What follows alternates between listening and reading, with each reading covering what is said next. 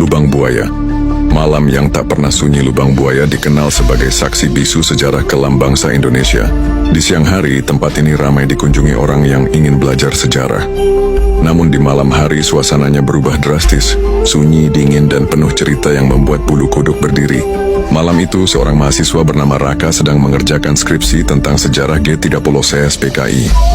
Ia nekat datang ke Lubang Buaya sendirian, biar dapat feel aslinya, pikirnya. Ia datang menjelang malam padahal petugas sudah mengingatkan agar tidak terlalu lama di area itu. Awalnya, semuanya tampak biasa saja. Ia berjalan menyusuri museum, mencatat detail patung para pahlawan revolusi, hingga berdiri di tepi sumur tua yang dikenal sebagai Sumur Lubang Buaya. Hanya ada cahaya lampu temaram, ditemani suara jangkrik dari kejauhan. Saat ia menunduk melihat ke dalam sumur, hawa dingin tiba-tiba menyergap. Jantungnya berdegup kencang, seperti ada sesuatu di bawah sana yang sedang menatap balik ke arahnya. Raka buru-buru mundur, mencoba mengalihkan perhatian dengan membuka catatan. Namun tiba-tiba terdengar suara lirih, seperti desahan seseorang yang kesakitan. "Tolong!" Raka menoleh kaget. Suara itu jelas datang dari arah sumur.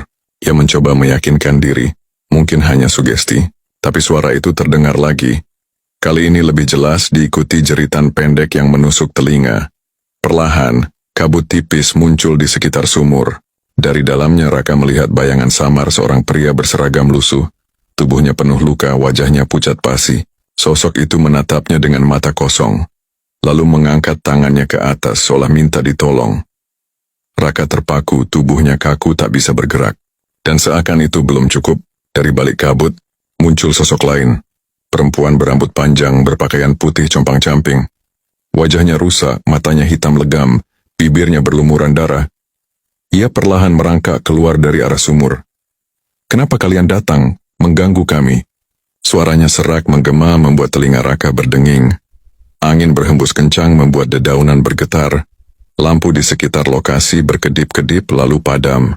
Raka kini hanya ditemani kegelapan pekat. Di tengah gelap itu ia mendengar banyak suara.